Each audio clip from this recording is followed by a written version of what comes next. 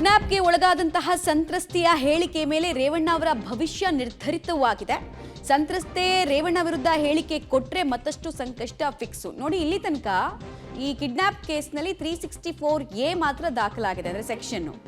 But ಒಂದು ವೇಳೆ ಸಂತ್ರಸ್ತೆ ರೇವಣ್ಣ ಅವರು ನನಗೆ ಒತ್ತಾಯಪೂರ್ವಕವಾಗಿ ಲೈಂಗಿಕ ಕ್ರಿಯೆ ನಡೆಸೋದಕ್ಕೆ ಫೋರ್ಸ್ ಮಾಡಿದ್ರು ಅಥವಾ ರೇಪ್ ಮಾಡಿದ್ರು ಅಂತೆಲ್ಲ ಕೊಟ್ಬಿಟ್ರೆ ಈ ಕೇಸ್ ಇನ್ನೂ ಸ್ಟ್ರಾಂಗ್ ಆಗುತ್ತೆ. ಸೊ 376 ಕ್ಲಾಸ್ 2 ಇನ್ಕ್ಲೂಡ್ ಆದರೆ ಬಹಳ ಸಮಸ್ಯೆ ರೇವಣ್ಣ ಅವ್ರಿಗಾಗುತ್ತೆ. ಇಲ್ಲಿ ತನಕ ಸಂತ್ರಸ್ತೆಯ ಪುತ್ರ ಕೊಟ್ಟ ದೂರನ್ನ ಆಧರಿಸಿ ತನಿಖೆಯನ್ನ ಮಾಡಲಾಗ್ತಾ ಇದೆ ತಂಡದಿಂದ.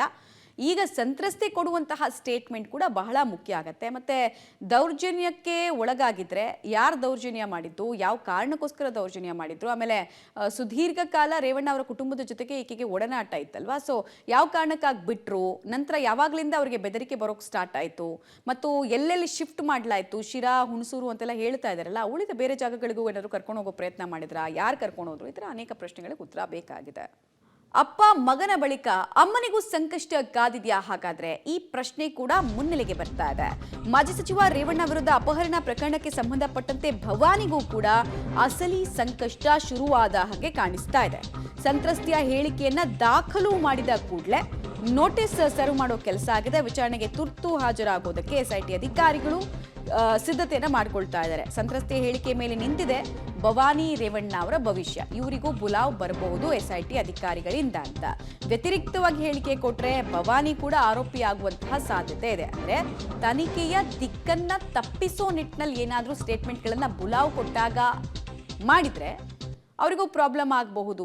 ಅವ್ರನ್ನೂ ಕೂಡ ಆರೋಪಿಯನ್ನಾಗಿಸುವಂತಹ ಸಾಧ್ಯತೆ ಇದೆ. ಬಿಕಾಸ್ ತುಂಬ ಸೂಕ್ಷ್ಮ ವಿಚಾರ ಆಗಿರೋದ್ರಿಂದ ಇವರ ಪಾತ್ರ ಮತ್ತು ಇವರಿಗೆ ಅರಿವಿರಲಿಲ್ವಾ, ಇಷ್ಟು ದೊಡ್ಡ ಲೈಂಗಿಕ ಹಗರಣದ ಆರೋಪ ತಂದೆ ಮಗನ ಮೇಲೆ ಬರ್ತಾ ಇದೆ, ಇವರ ಗಮನಕ್ಕೆ ಬಾರದೆ ಇಷ್ಟೆಲ್ಲವೂ ನಡೀತಾ. ಆಮೇಲೆ ಕಿಡ್ನ್ಯಾಪ್ ಆದಂತಹ ಮಹಿಳೆ ಏನಿದ್ದಾರೆ ಅವರ ಮಗ ಹೇಳ್ತಾ ಇದ್ರು, ಭವಾನಿ ಅವ್ರು ಕರೀತಿದ್ದಾರೆ ಅಂತ ನನ್ನ ಮನೆಯಿಂದ ಕರ್ಕೊಂಡು ಹೋಗಿದ್ದು ಬಾಬಣ್ಣ ಅವರು, ಅಂದರೆ ಆಲ್ರೆಡಿ ಅರೆಸ್ಟ್ ಆಗಿರುವಂತಹ A2 ಬಾಬಣ್ಣ ಅವರು ಅಂತ ಡೀಟೇಲ್ಸ್ ಕೊಡ್ತಾರೆ ಪ್ರಕಾಶ್. SIT ಇಂದ ಬುಲಾವ್ ಇನ್ನಷ್ಟೇ ಬರಬೇಕಾಗಿದೆಯಾ ಅಥವಾ ನಿನ್ನೆ ಸಂಜೆ ಅಷ್ಟೊತ್ತಿಗೆ ಏನಾದರೂ ಡೆವಲಪ್ಮೆಂಟ್ ಆಗಿ ಹೋಗಿದೆಯಾ ಆಲ್ರೆಡಿ? ಸೊ ಈ ಸಂತ್ರಸ್ತೆ ಮಹಿಳೆಯ ಒಂದು ಹಂತದ ತನಿಖೆ ಮುಗಿದ ಬಳಿಕ, ಅಂದ್ರೆ ವಿಚಾರಣೆ ಮುಗಿದ ಬಳಿಕ ಭವಾನಿ ರೇವಣ್ಣ ಅವ್ರಿಗೂ ಕೂಡ ನೋಟಿಸ್ ಕೊಡೋದಕ್ಕೆ ಅಧಿಕಾರಿಗಳು ಸಿದ್ಧತೆಯನ್ನ ಮಾಡಿಕೊಂಡಿದ್ದಾರೆ. ಸೊ ಅದಕ್ಕಿಂತ ಮುಂಚಿತವಾಗಿ ಈ ಒಂದು ವಿಚಾರಣೆಯ ಸಂದರ್ಭದಲ್ಲಿ ಭವಾನಿ ರೇವಣ್ಣ ಅವರ ಪಾತ್ರ ಏನಾದರೂ ಇದೆಯಾ ಅನ್ನುವಂತಹ ಮಾಹಿತಿಯನ್ನ ಖುದ್ದು ಸಂತ್ರಸ್ತ ಮಹಿಳೆ ಏನಾದರೂ ಕೊಡ್ತಾರ ಅನ್ನುವಂಥದ್ದನ್ನ ಕಾಯ್ತಾ ಇದ್ದಾರೆ ಅಧಿಕಾರಿಗಳು. ಒಂದೊಮ್ಮೆ ಏನಾದರೂ ಈ ಒಂದು ಪ್ರಕರಣದಲ್ಲಿ ಅವರ ಪಾತ್ರ ಕೂಡ ಇದೆ. ಸೊ ಜೊತೆಗೆ ಕಿಡ್ನ್ಯಾಪಿಂಗ್ ಪ್ರಕರಣದಲ್ಲಿ ಅವರು ಏನೆಲ್ಲ ಮಾಡಿದ್ರು ಅನ್ನುವಂಥ ಒಂದಿಷ್ಟು ವಿಚಾರಗಳು ಈ ಒಂದು ವಿಚಾರಣೆಯಲ್ಲಿ ಬಯಲಿಗೆ ಬಂದರೆ ಖುದ್ದು ಅವರನ್ನ ಕೂಡ ಅರೆಸ್ಟ್ ಮಾಡಿ ಅಥವಾ ಅವರನ್ನ ಕೂಡ ವಿಚಾರಣೆಗೆ ಒಳಪಡಿಸುವಂಥ ಸಾಧ್ಯತೆಗಳು ಕೂಡ ಇರುತ್ತೆ. ಆದರೆ ವಿಚಾರಣೆಯ ಬಳಿಕ ಅವರಿಗೆ ನೋಟಿಸನ್ನು ಕೊಟ್ಟು ವಿಚಾರಣೆಗೆ ಕರ್ಕೊಂಡು ಬರುವಂತಹ ಒಂದು ವ್ಯವಸ್ಥೆಗಳಿಗೂ ಕೂಡ ಅಧಿಕಾರಿಗಳು ಮಾಡಬಹುದು. ಸೊ ಹೀಗಾಗಿ ಭವಾನಿ ರೇವಣ್ಣ ಅವ್ರಿಗೂ ಕೂಡ ಸಂಕಷ್ಟ ಎದುರಾಗುವಂತಹ ಸಾಧ್ಯತೆಗಳು ಬಹುತೇಕ ಫಿಕ್ಸ್ ಅಂತ ಕೂಡ ಹೇಳಲಾಗ್ತಾ ಇದೆ.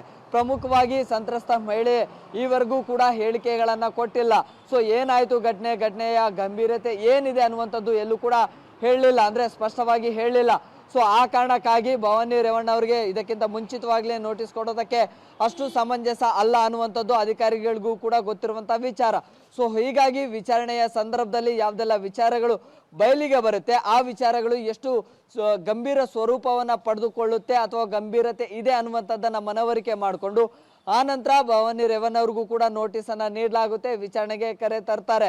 ಸೊ ಅದಕ್ಕಿಂತ ಪ್ರಮುಖವಾಗಿ ಈಗ ಸಂತ್ರಸ್ತ ಮಹಿಳೆಯಿಂದ ಒಂದು ಸ್ಟೇಟ್ಮೆಂಟ್ ಅನ್ನ ತೆಗೆದುಕೊಳ್ತಾರೆ. ಯಾವುದೆಲ್ಲ ಪ್ರಮುಖ ವಿಚಾರಗಳು ಮುನ್ನೆಲೆಗೆ ಬರುತ್ತೆ ಅನ್ನುವಂಥದ್ದು ಕೂಡ ಅಧಿಕಾರಿಗಳು ನಿರೀಕ್ಷೆ ಮಾಡ್ತಾ ಇದ್ದಾರೆ. ಈಗ ನಿನ್ನೆ ಸಂಜೆಯಿಂದಲೂ ಕೂಡ ಅವರಿಗೆ ಸಾಕಷ್ಟು ಆಯಾಮಗಳಲ್ಲಿ ಏನು ಪ್ರಶ್ನೆಗಳನ್ನ ಕೇಳ್ತಾ ಇದ್ದಾರೆ ಅಥವಾ ಅವ್ರಿಗೆ ಏನೆಲ್ಲ ಆಯ್ತು ಅನ್ನುವಂಥದ್ದನ್ನ ವಿಚಾರಣೆ ನಡೆಸ್ತಾ ಇದ್ದಾರೆ. ಆದರೆ ಸರಿಯಾಗಿ ರೆಸ್ಪಾನ್ಸ್ ಮಾಡ್ತಾ ಇರಲಿಲ್ಲ. ಸೊ ಆ ಕಾರಣಕ್ಕಾಗಿ ಇವತ್ತು ಅಗೈನ್ ಮತ್ತೆ ವಿಚಾರಣೆಗೆ ಒಳಪಡಿಸ್ತಾರೆ. ದೌರ್ಜನ್ಯಕ್ಕೆ ಒಳಗಾಗಿರುವಂತಹ ವಿಚಾರಗಳು ಅದು ತುಂಬಾ ಸೂಕ್ಷ್ಮವಾಗಿ ಅಥವಾ ತುಂಬಾ ಗಂಭೀರತೆ ಇದೆ ಅಂತ ಹೇಳಿದ್ರೆ ಖಂಡಿತವಾಗ್ಲೂ ಕೂಡ ಭವಾನಿ ರೇವಣ್ಣ ಅವರನ್ನ ಕೂಡ ವಿಚಾರಣೆಗೆ ಒಳಪಡಿಸ್ತಾರೆ. ಅವರ ಪಾತ್ರ ಏನಿತ್ತು ಅನ್ನುವಂಥದ್ದನ್ನ ಕೂಡ ತನಿಖೆ ಏನು ವಿಚಾರಣೆ ಮಾಡುವಂತ ಸಾಧ್ಯತೆಗಳು ಕೂಡ ಇದಾವೆ. ಓಕೆ ಪ್ರಕಾಶ್, ಹಾಗೆ ಹೋಲ್ಡ್ ಮಾಡಿ, ವಾಪಸ್ ಬರ್ತೀನಿ.